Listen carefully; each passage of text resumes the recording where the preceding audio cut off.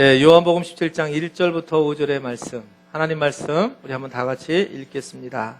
목소리가 자기 귀에 들릴 만큼 읽으세요. 시작. 예수께서 이 말씀을 하시고 눈을 들어 하늘을 우러러 이르시되 아버지여 때가 이르렀사오니 아들을 영화롭게 하사 아들로 아버지를 영화롭게 하게 하옵소서. 아버지께서 아들에게 주신 모든 사람에게 영생을 주게 하시려고 만민을 다스리는 권세를 아들에게 주셨음이로소이다. 영생은 곧 유일하신 참 하나님과 그가 보내신 자 예수 그리스도를 아는 것이니이다. 아버지께서 내게 하라고 주신 일을 내가 이루어 아버지를 이 세상에서 영화롭게 하였사오니 아버지여 창세전에 내가 아버지와 함께 가졌던 영화로서 지금도 아버지와 함께 나를 영화롭게 하옵소서. 아멘. 우리 주님 사랑하시는 분들 이 시간 아멘으로 주님께 영광 돌리시기 바랍니다. 예, 금주에 제가 홈페이지도 잠깐 올린 것 같은데 청년이 표를 주어서 이 Until the Day라고 하는 뮤지컬을 보고 왔습니다. 정말 잘 만들었고 감동과 은혜가 넘쳤습니다. 결론은 이 뮤지컬의 내용은 척박한 북한 땅에서 신음하고 있는 북한 크리스찬들의 이야기인데 너는 크리스찬들이 만든 뮤지컬하고 전혀 비교도 손색이 없는 제가 명성황후도 받고 그랬는데 너무너무나 잘 만든 뮤지컬입니다. 그래서 사실 이번에 끝나는 건 줄 알았는데 그곳에 갔더니 앵콜 공연이 9월부터 있다고 그래요.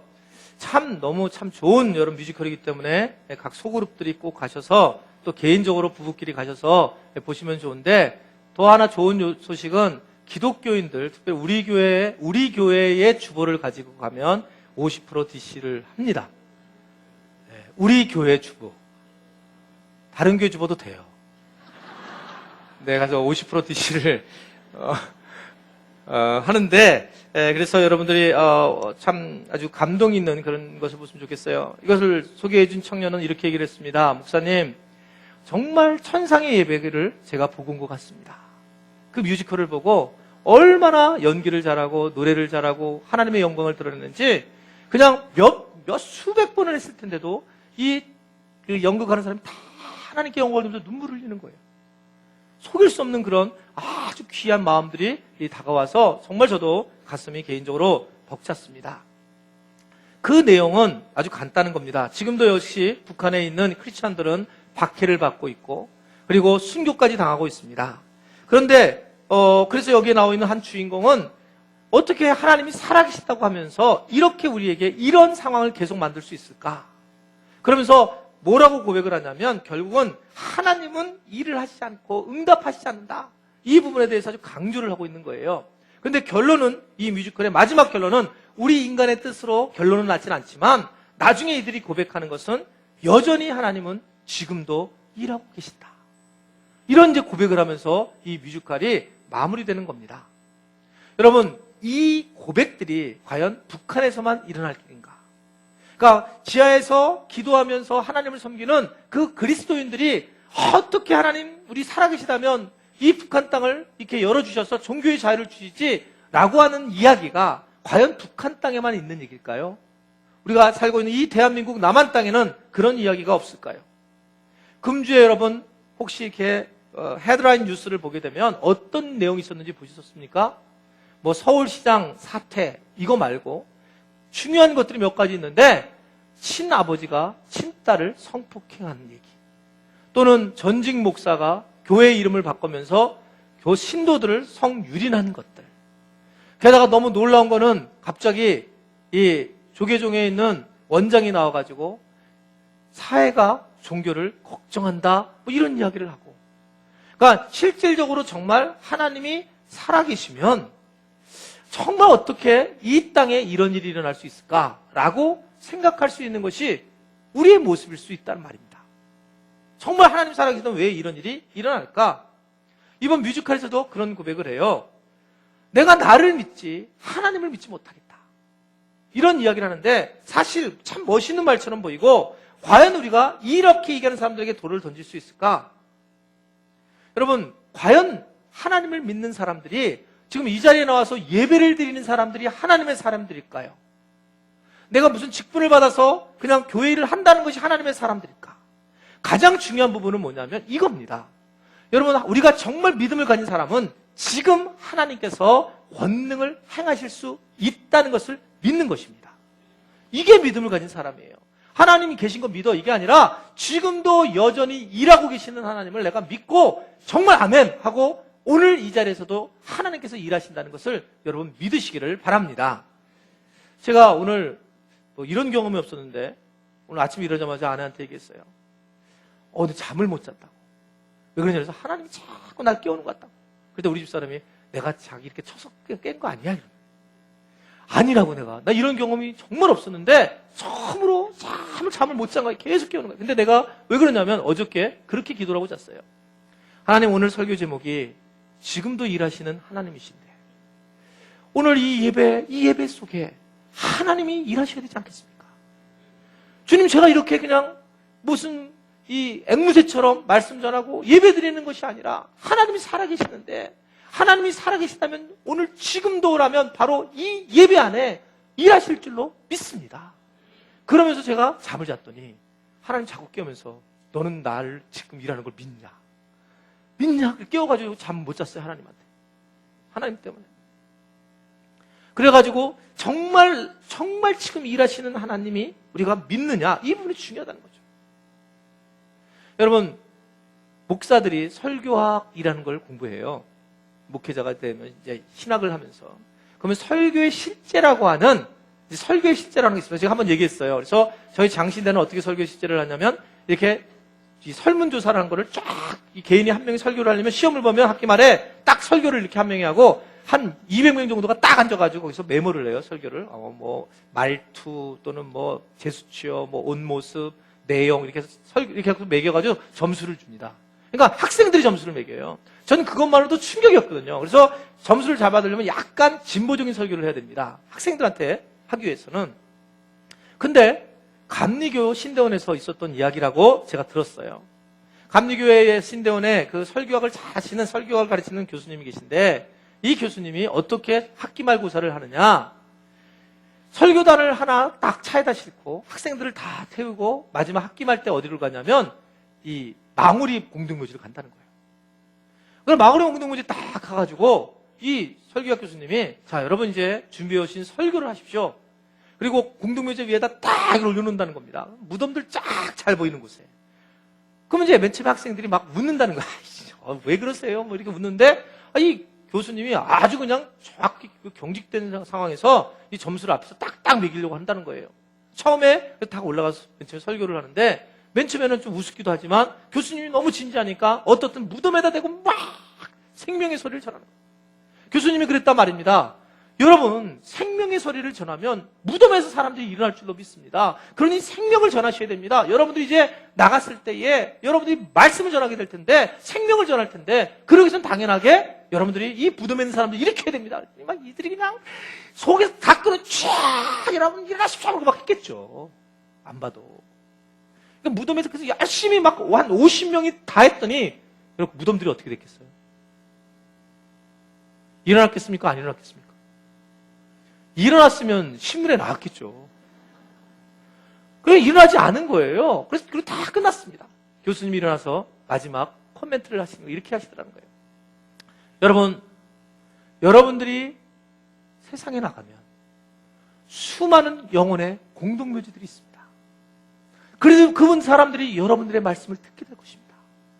그들에게 분명하게 살아있는 하나님의 생명의 메시지를 전해야지. 그들을 무덤 안에다가 두고 그냥 그들을 오히려 잠자게 한다면 그것은 잘못된 메시지입니다. 그래서 강하게 이 메시지의 중요성, 생명의 메시지의 말씀을 알려주시더라는 거예요. 참 너무나 귀한 것 같습니다. 저는 개인적으로. 하나님이 살아계시다면 여러분, 우리가 이곳에서 하나님이 살아계시다면 우리 안에 있는 여러 가지 문제들과 또한 우리 가지고 있는 여러 가지 억눌림들을 해결해 줄 줄로 여러분 믿습니다. 분명히 그 믿음을 가지고 행해야 된다는 거죠. 여러분, 저는요 몇 번 얘기했지만 저는 회의를 별로 안 좋아하는 사람입니다. 우리 교회 당회 정말 안 하는 곳이에요. 제가 별로 안 좋아해서. 제주식회 공동회의도 하기 싫어가지고 컨퍼런스 안에 확 집어넣어가지고 한꺼번에 해요.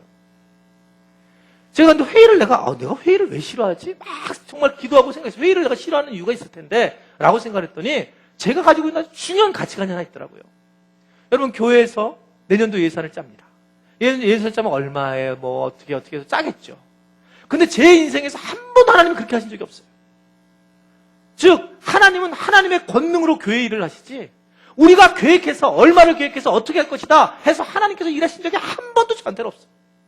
주님이 일하실 거냐 안 일하실 거냐 이게 결정하는 문제란 말입니다. 여러분, 우리가 계획해서 할 일이 한 게 뭐가 있어요? 여러분 인생에 여러분들이 계획해서 할 수 있는 게 뭐가 있습니까? 아무것도 없단 말입니다. 아무것도 없는 거예요. 야, 정말 아무것도 할 수 있는 게 없구나. 그렇기 때문에 저는 이 계획하고 또 기획하는 것 자체에서 상당히 제 마음이 어려울 때가 있어요. 주님이 일하시기 때문에 그렇습니다. 우리가 하는 게 아니라 이 일에 주님이 일하실 거냐 안 하실 거냐 이걸 판단을 했단 말입니다. 기도하고 이 일이 주님이 원하시고 일하신다면 즉각적으로 행하십시오 라고 기도할 때 주님께서 즉각적으로 일하실 것을 믿으시기를 바랍니다. 중요한 건 주님이 하신다는 거예요. 중요한 건. 우리 교회에서 여러분 이 매일 성경을 묵상하면서 지금 본문이, 그건 아셔야 돼. 그 정도는 3부 예배에 나오신 분들도 지금 우리 교회가 주로 많이 있는 말씀이 이 사도행전입니다. 사도행전을 보면 교회가 만들어지는 과정이 나와요. 근데 그때 당시에 초대교회는 여러분 교회가 처음 세워질 때 어떻게 세워졌을까? 우리 교회처럼 목회에 대해서 정확하게 어떻게 일정이 갈 것, 목회 컨퍼런스도 없었고, 불신자들을 위한 알파도 없었고, 평신도들을 위한 제자훈련도 없었고, 교회 가정을 돕는 가정사역의 프로그램도 없습니다. 그들에게 아무것도 없었습니다. 근데 여러분 딱 보시면 그 정말 딱 한 가지가 있어요. 딱 한 가지. 그게 뭐냐면 그 교회가 만들어질 때 딱 하나는 성령님께서 임하신 거예요. 다른 게 없었어요. 아무런 프로그램도 없었어요. 성령님이 임하니까 교회가 세워지고, 성령이 임하니까 폭발적으로 하나님께서 다이나마이트를 터뜨리듯 그런 복음을 흘러나가게 했다는 거예요. 우리 교회는 하이파이브 비전을 가지고 있습니다. 제 생애에 가지고 있는 비전이에요. 이거 바뀌겠죠. 저 후임이 오면. 그러나 한 사람이 2명의 사람을 전도해서 3,000명 교회를 만들어서 40명 선교사를 돕고 5명의 자체 선교사를 파송한다. 어디로? 발칸으로. 이게 우리 교회 진짜 비전이 됐어요. 정확하게 지금요. 근데 이 비전을 내가 할 수 있겠습니까? 딴 사람들이 보면 미친놈이라고 그러죠. 우리가 할 수 있겠습니까? 우리가 할 수 있는 거 하나도 없습니다. 하나도 없어요. 하나도 없고, 우리는 할 수 있는 게 하나도 없고 주님이 하셔야 하는 거예요. 그래서 우리는 하나님 앞에 붙들고 기도하고 나아가고 열방을 계속 품고 위에서 기도하고 나가는 것이지 우리가 할 수 있는 일이 없어요. 이게 믿음입니다. 주님만이 일하시고, 그래서 우리가 이게 뭐 우리 교회에서 자주 하는 말인데 여러분 그거 되게 중요한 말이에요. 왜냐면 사도행전이 그런 말을 하거든요. 오늘 뭐 집사님 너무 수고했어요. 그러면 뭐라고 대답해야 된다고? 주님이 하셨습니다. 이 말이 굉장히 쑥스럽고 어려운 얘기지만 정말 맞는 말인 거예요. 주님 앞에 영광을 돌리고 주님께서 하신 것에 다 돌리고 겸손하게 쓰는 것, 진짜 마음이 그런 것은 굉장히 중요한 문제란 말입니다. 여러분 왜 그러냐면 사도행전에 교회가 부흥이 됐습니다. 특별히 베드로가 성령의 충만함을 입고 그가 말씀을 팍 전하는데 말씀에 얼마나 파워가 있었던지 3,000명이 하루에 세례를 받아버렸어요. 3,000명이. 여러분 그런데 성경은 어떻게 기록하고 있는지를 보세요. 사도행전 2장 41절의 말씀 보면 보세요. 시작. 그 말을 받은 사람들은 세례를 받음에 이날에 신도의 수가 3,000이 됐다 이렇게 해라. 더하더라. 누군가가 더하더라는 거예요. 누군가가 3,000이나 더하더라. 본인들이 막 베드로가 막 말씀 전한 거라고 생각했는데, 설교를 기가 막히게 했다고 생각했는데 3,000이나 더해주는 분이 있더라는 겁니다. 이것이 41절에서 47절로 넘어가면 그가 누구신지를 얘기를 해요. 47절 말씀 보세요. 2장 47절 시작. 하나님을 찬미하며 또 온 백성에게 칭송을 받으니 주께서 구원받는 사람을 날마다 더하게 하시니라. 여러분 열심히 해서 되는 게 아니라 주님이 더하게 하시더라. 하나님은 이렇게 일을 하고 계시더라는 거예요. 교회의 부흥에 하나님만 우리가 초대를 하고 성령만 받으면 그 교회는 부흥이 되더라. 이렇게 말씀을 하고 있는 것입니다. 여러분 하나님은요, 여러분 아셔야 됩니다. 잘난 사람을 사용하지 않아요. 하나님은 정말 교만한 사람을 사용하지 않습니다. 그러니까 하나님은 정말 하나님밖에 없습니다 라고 고백하고 그 삶을 실제적으로 살아가는 사람을 쓰신다는 걸 여러분 믿으시기를 바랍니다. 왜 그러냐면 하나님의 영광을 드러낼 사람이 되기 때문에 그래요. 하나님의 영광을 드러낼 사람을 하나님은 축복해 주시고 그를 세워주시는 것을 우리가 알아야 된다는 거예요. 오늘 본문 말씀은 굉장히 중요한 장입니다. 사도행전 요한복음 17장은 소위 대제사장 기도라고 해서 예수님이 십자가에 달려 돌아가시기 전에 총틀어서 한꺼번에 이제 기도의 형식을 통해서 하나님과 내가 무슨 일로 왔고 어떤 일로 했고 어떻게 했는지 기도문이 쓴 거예요. 예수님이 직접 기도를 하신 겁니다. 그래서 이것은 이 신약 박사가 제일 많이 쓰는 본문이라고 얘기할 정도로 아주 주옥 같은 이야기들이 많이 숨어져 있어요. 대제사장 기도인데 그중에 예수님께서 하신 기도에서 우리에게 알게 해주신 게 뭐냐면 오늘 4절에 이런 말씀이 나옵니다. 4절을 보세요. 4절. 자, 예수님께서 기도하신 중입니다. 시작.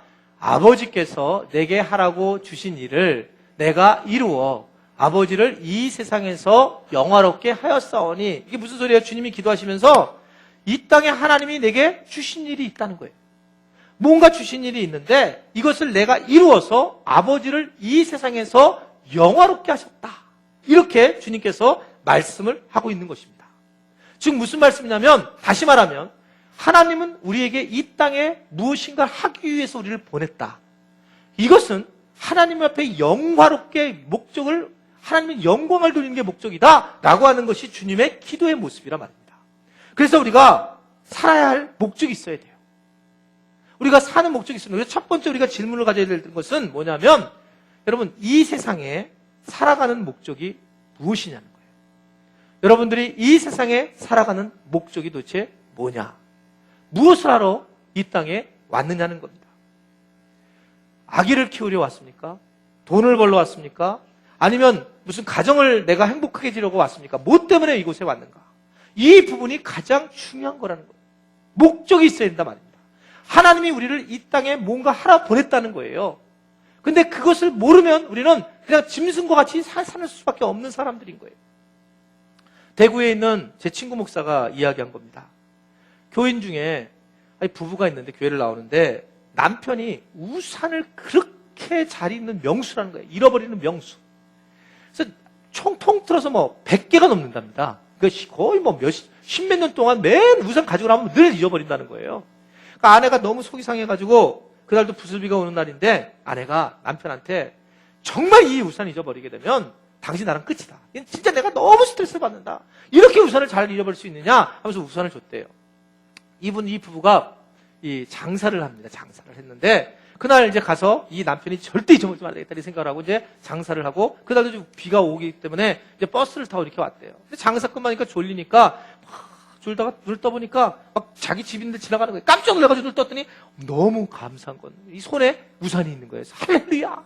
막 신이 나가지고 내가 정말 우산을 내가 그냥 딱 챙겼다고 막 가지고 이제 들어갔어요. 그래가지고 이 아파트 가서 띵동띵동 불러가지고 아내가 여보 내가 드디어 우산을 가져왔다고 딱 그런데 아내가 깜짝 놀란 거예요. 오늘 번 돈은 다 어디 갔어요?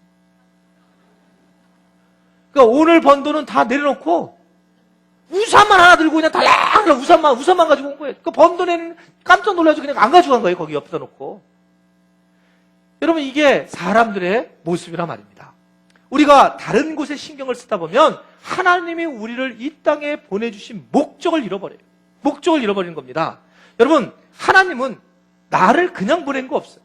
하나님은 창조주신데 하나님이 우리를 같은 형상으로 만드셨는데 나를 이곳에 보내셨을 때는 이유가 있단 말입니다. 목적이 있단 말입니다. 너무 당연한 거죠. 제가 이 마이크를 지금 쓰고 있는데 이 마이크를 하게 된 것은 목적이 있어서 무선으로 여러분들에게 전하기 위해서 이걸 만든 거죠. 이게 만약에 안 되면 갖다가 버리는 거죠. 쓰레기통에 버리는 거예요. 그러니까 이걸 만들려면 목적을 둔단 말입니다. 하물며 하나님께서 여러분들을 만드는데 이 땅에 여러분들을 보내기 위해서 만들었는데 그냥 여러분들을 만났겠어요? 그냥 여러분들 그냥 내가 이거 만들어야지 이렇게 보냈겠어요? 분명히 우리에게 목적을 주셨다는 걸 여러분 믿으셔야 됩니다. 나를 만드신 목적이 분명히 있다는 거예요. 그거를 찾는 것이 굉장히 중요한 부분이란 말입니다. 이게 하나님이 창조시기 때문에 그렇죠. 이번 주에 이제 신방을 가는데 어느 권사님이 그냥 지나가는 얘기를 하시는 거예요. 우리 교회를 다니다가 천주교로 간 교인이 계시다는 거죠. 근데 이분이 요새 행복하다는 겁니다. 그래서 제가 왜 행복하냐 그랬더니 토요일 날 미사를 드린답니다. 그리고 주일날도 혼자 논답니다. 평일날 셀 모임 안 합니다. 알파 하지도 않습니다. 그래서 너무너무 행복하고 가장 중요한 것은 헌금도 안 한답니다. 그래서 정말 행복하대요. 제가 정말 그런 말 저는 안 하는데 제가 이렇게 물어봤습니다. 그분이 성령을 받으셨습니까? 하나님의 성령을 받았다면 그럴 수 있냐는 거예요. 여러분, 성령을 받은 사람은 절대 그럴 수 없습니다. 하나님을 만났고 하나님의 은혜를 경험한 사람들은 결코 그렇게 살 수가 없어요. 그것이 본래 우리의 모습이란 말입니다. 복음을 만난 사람들은 하나님의 목적이 필요해요. 내가 하나님 나한테 어떻게 날 쓰시겠습니까? 라고 하는 기대감이 있습니다. 그냥 그걸로 끝마치지 않습니다. 내가 복음을 만나고 하나님을 만났는데 하나님 나를 어떻게 쓸지 기대감이 있습니다. 나를 사용해 주십시오. 그것이 하나님을 영원롭게 하는 일이고 바로 누가 그러셨냐면 예수님이 그러셨거든요. 예수님 오늘 4절의 말씀을 보면 다시 한번 4절을 한번 세밀하게 보십시오. 어떻게 말씀하고 있는지 보겠어요. 4절. 자, 시작. 내게 하라고 주신 일을 내가 이루어 아버지를 이 세상에서 영화롭게 하였사오니. 얼마나 기가 막힌 말이에요. 아버지께서 내게 하라고 주신 일이 있습니다. 그걸 내가 이루었어요, 주님. 그래서 아버지를 내가 이 세상에서 영화롭게 했습니다. 이게 예수님의 기도예요. 여러분, 그러면 하나님께서 우리에게 어떤 목적을 가지기를 원하실까? 하나님은 도대체 어떤 목적을 가지기를 원하실까? 그것에 대해서 예수님께서 오늘 기도에 아주 분명하게 나오는 부분이 2절에 아주 그것이 분명하게 나와 있습니다. 2절을 보세요. 2절. 자, 시작. 아버지께서 아들에게 주신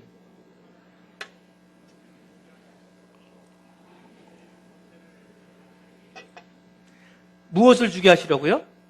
영생을 주게 하시려고 만민을 다스리는 권세를 아들에게 주셨다고요.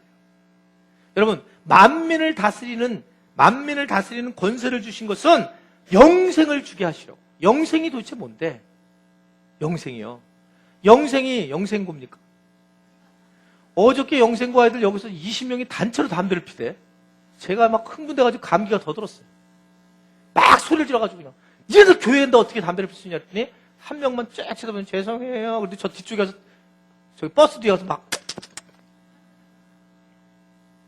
그냥 바로 전화했어요. 지금. 영생고등학교한테.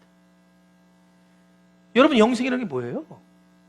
영생이 오늘 17장 2절의 말씀을 보면 그 다음 절에 3절에 아주 정확하게 영생이 뭔지를 알아요. 영생이 이거다! 이렇게 얘기를 합니다. 영생은 우리가 뭘 얻는 게 아닙니다. 보세요. 영생이 뭔지. 시작. 곧 유일하신 참 하나님과 그의 보내신 자 예수 그리스도를 아는 거다. 하나님과 예수님을 아는 것. 그것 자체가 영생이야. 뭔가 이렇게 따먹는 게 아니라 영생은 하나님과 그의 보내신 자를 아는 거다. 이게 우리가 이 세상에서 다른 사람에게 전해야 될, 전파될 복음이에요. 내가 이 땅에서 경험해야 될 복음이고 예수님과 하나님을 아는 것. 아는 게 그냥 뭐는가? 아는 게. 이 아는 거라는 게 중요한데 아는 것이 뭐냐? 이거를 갖다가 도대체 뭘 어떻게 한다는 거예요? 이게 안다라는 것을 히브리어로 봤더니 이 안다는 야다라고 하는 동사는 부부로 같이 살아가는 걸 얘기해요. 부부 생활을 하는 겁니다. 즉 동침하는 것을 얘기하고 부부로 함께 살아가는 것, 남들이 알지 못하는 두 사람만이 알고 있는 깊은 관계를 갖는 것, 이것을 의미하고 있습니다. 여러분, 그분을 알게 되면 이게 서로 간에 부부같이, 가족같이 지나게 된다는 거예요. 그래서 단순히 오늘 예배만 드려서 하나님 영광 받으셔서 이 정도가 아니라 이 예수 그리스도를 알고 하나님을 알면 어떻게 되냐면 길을 걸을 때나 누웠을 때나 내가 장사를 할 때나 아니면 내가 세상에 나가서 일을 할 때든지 항상 주님이 임마누엘 하신다는 것을 믿는 것입니다. 그래서 주님 제가 오늘 기분이 좋아요. 그래? 예, 오늘 막 너무 기뻤어요. 이렇게 주님과 동행하는 거예요. 단순히 그 정도가 아니라 말입니다. 친밀하게 동행하고 서로 같이 살아가는 것을 의미하고 있단 말입니다. 그렇게 아는 것, 이렇게 말하고 있는 겁니다. 여러분, 왜 사람들이 미치도록 새벽기도 나와서 새벽을 할까요? 왜 그렇게 일주일 내내 교회에서 근데 팔을 걷어붙이고 속상하면서도 하나님의 일을 할까요? 하나님을 경험하지 못한 사람은 이건 이해가 못합니다. 왜냐하면 살아봤어야죠. 내 아내 내가 알아요. 내 남편 알아요. 어떻게 알아요? 이름이 뭐예요? 그리고 일주일에 딱 한 번 만나요. 그 남편과 아내가. 그게 남편과 아내입니까? 여러분, 하나님을 만난 사람들은 같이 살아가는 사람들이에요. 이런 사람들은 벅참이 있는 겁니다. 감동이 있고, 그래서 이걸 어떻게 할지를 모르는 거예요. 왜냐하면 내가 이걸, 나 같은 사람을 주님께서 나를 자녀로 삼아주신 것이 너무 놀라운 은혜인 거예요. 이걸 어떻게 해야지? 이걸 어떻게 해야지? 그러면서 그것을 아는 것이 영생이란 말입니다. 너무 놀라운 복음이구나. 이런 복음이 세상에 어디 있는가? 이것을 알게 되고 이것을 전하기 위해서 내가 만국의 너에게 천하의 복음의 힘을 우리에게 주셨다. 이렇게 말씀하고 있는 거예요. 저는 신대원을 가가지고, 저는 학부가 영어과를 출신했잖아요. 영어를 못하는 영어과. 근데 신대원에 딱 들어갔어요. 신학을 공부 안 했어요, 저는. 그래서 대학 다니다 은혜를 받아서 신대원에 딱 들어갔는데 공부가 너무 벅찬 거예요.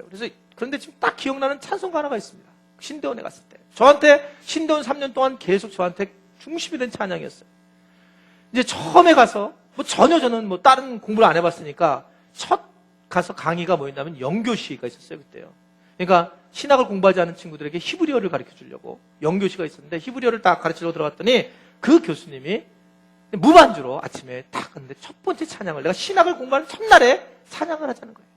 그래서 찬송을 다 같이 한번 부르자고. 아무도 없어요. 영교시기 때문에. 그 강의실, 큰 강의실 사방에 있는데 한 곳 히브리어만 공부하는 곳에서 찬송을 했습니다. 그게 찬송가 442장이었습니다. 이런 찬양이에요. 저 장미꽃 위에 이슬 아직 맺혀 있는 그때에 귀에 은은히 소리 들리니 주 음성 분명하다. 주님 나와 동행을 하소서. 나를 친구 삼으셨네. 우리 서로 받은 그 기쁨은 알 사람이 없도다. 제 평생 신학을 공부하면서 가장 와닿던 것 같아요. 나를 친구 삼으신 주님.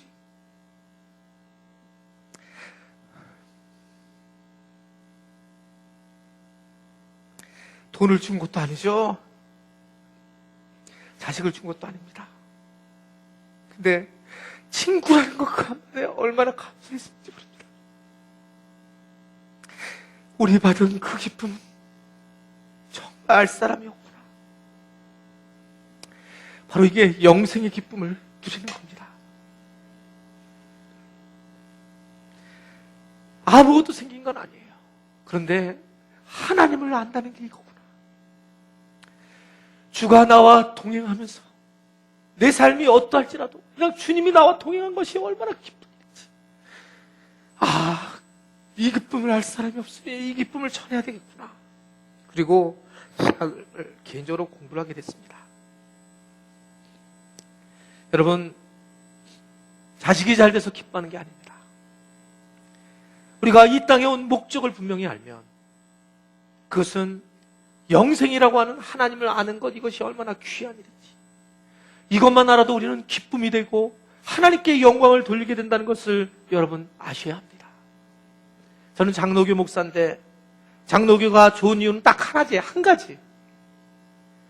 장로교의 교리 중에 웨스트민스터 신앙 고백이라고 하는 교리가 있습니다. 그 중에 첫 번째 교리의 1번의 하나가 뭐냐면 이게 질문이에요. 사람이 제일 되는 목적이 무엇입니까? 이 부분에 칼빈이 너무 정확하게 얘기를 했어요.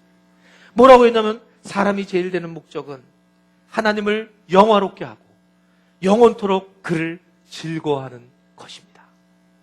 하나님을 영화롭게 하고 그분 때문에 즐거워하는 것입니다. 이게 우리 인생의 목적입니다.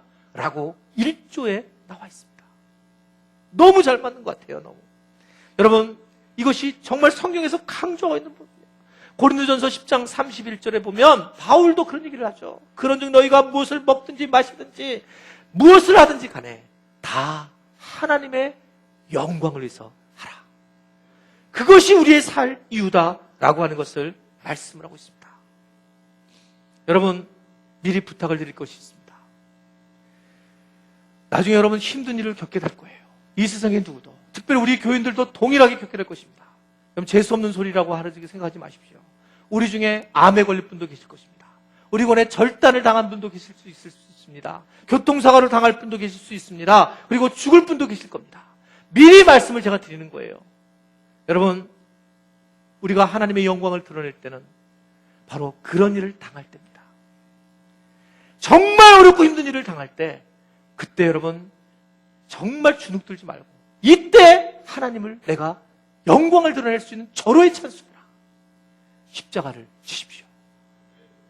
십자가를 지셔야 됩니다.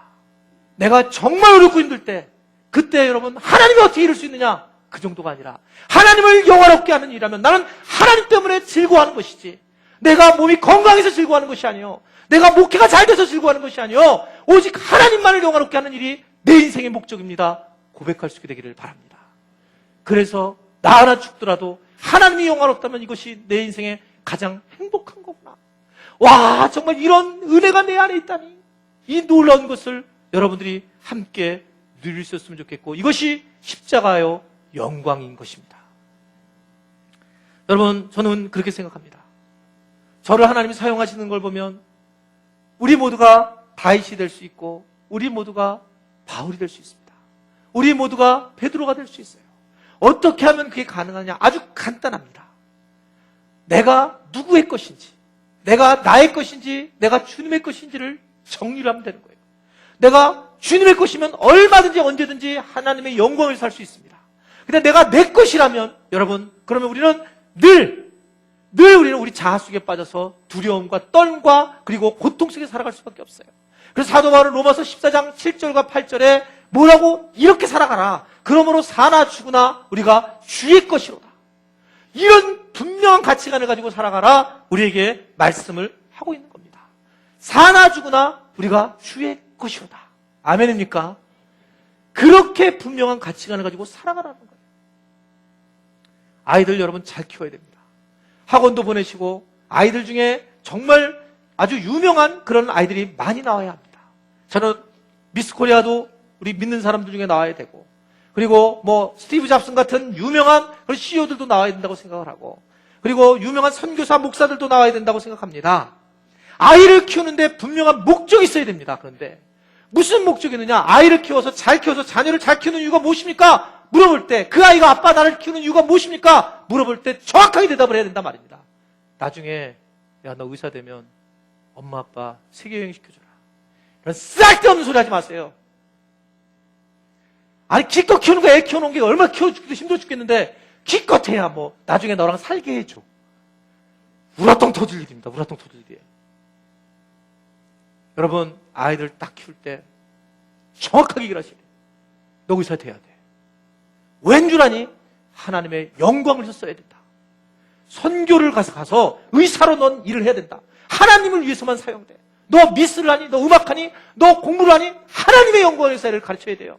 다른 것을 가르치면 아무 의미가 없습니다. 여러분, 그것은 오히려 아이를 죄로 모는 길이에요. 어둠으로 모는 길입니다. 근데 하나님의 영광을 위해서 무엇을 하든지 네가 복음을 위해서 써라. 이것은 어떤 일을 하든지 걔가 어떤 상황이든지 상관이 없습니다. 그가 할 수 있는 일만큼 복음을 해서 사용되면 되는 거예요.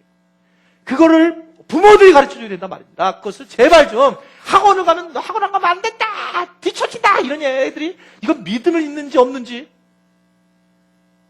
어떠한 학원을 가야 되는 이유는 너 공부 잘해야 돼. 잘해야 되는 이유는 야, 너 딱 텔레비전 나와가지고 네가 잘 돼가지고 네가 다 하나님께서 하셨습니다. 이렇게 얘기하면 그 영향력이 얼마나 되겠냐. 노래 잘하고 연예인이 되고 싶은 아이들 되라고 해야 됩니다. 대신 중요한 건 왜 연예인이 되느냐? 하나님의 영광을 위해서. 그래서 너 그 자리에 서서 분명하게 하나님께서 하셨습니다 고백할 때 그 영향력은 엄청나고, 그러기 때문에 우리는 그 아이들을 위해서 기도를 해야 하는 것입니다. 마지막, 그러면 하나님의 영광을 위해서 어떻게 살아가야 할까? 예수님께서 오늘 17장 1절에 보면 이렇게 기도를 하셨습니다. 다 같이 읽어보겠습니다. 시작. 예수께서 이 말씀을 하시고 눈을 들어 하늘을 우러러 이르시되 아버지여 때가 이르렀사오니 아들을 영화롭게 하사 아들로 아버지를 영화롭게 하게 하옵소서. 아멘. 예수님 마지막 때입니다. 마지막 때는 십자가의 때입니다. 곧 십자가를 지게 될 것인데 이 십자가를 지면서 역설이지만 예수님은 영화롭게 된다는 거예요. 그 영화롭게 되는 것이 다시금 하나님을 영화롭게 되게 해 주십시오 라고 고백을 하고 계시는 것입니다. 십자가를 짊어져야 되는 것. 그런데 이것이 그 십자가가 도리어 우리에게 영광을 드러낸다는 것. 그리고 결국 이것은 하나님의 영광을 드러내는 것. 그래서 기독교가 십자가의 종교가 되는 것입니다. 근데 여러분, 십자가를 지는 것이 쉬울까요? 아닙니다. 예수님도 십자가를 짊어지시고 나중에 너무 힘드셔서 한 말이 뭐냐면, 한 말씀이 다 이루었다는 거예요. 뭘 다 이뤘다는 거예요? 내가 이 세상에 있는 일, 주님이 내게 하라고 하는 일, 목적을 다 이뤘다는 겁니다. 내게 맡겨진 목적의 일을 이뤘습니다. 주님. 그러면서 예수님이 고백한 거예요. 주님, 내게 맡긴 것. 또 하나의 마음은 어떤 계획이었습니까? 정말 힘든 일을 다 끝냈다. 그래서 우리는 죽을 때는 천국을 가는 걸 기뻐해야 되는 거예요. 우리에게 목적이 주신 일이 다 끝났다면, 그렇다면 우리는 정말 기쁜 일이 될 수 있습니다. 여러분, 다윗이 왜 멋진 줄 아세요?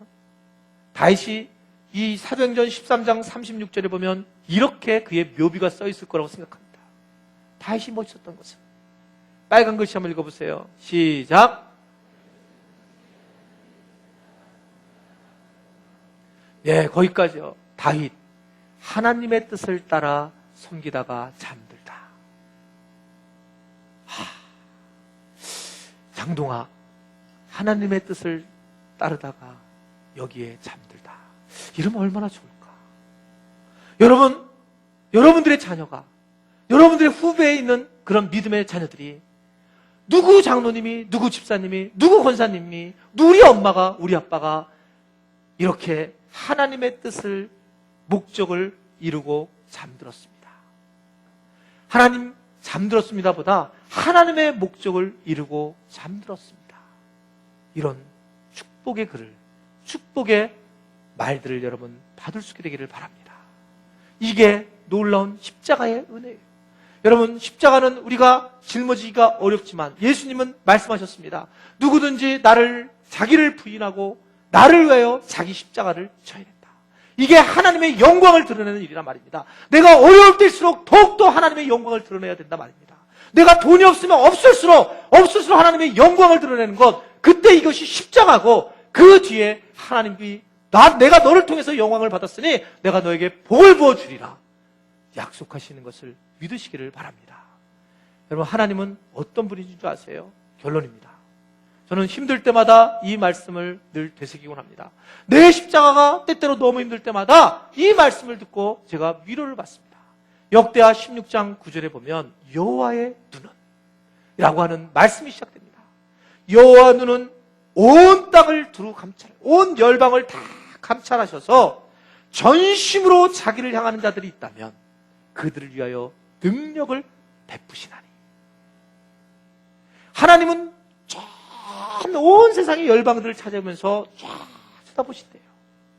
그리고 전심을 향해서 주님을 찾는 자들에게 그 자리에서 능력을 베푸신다.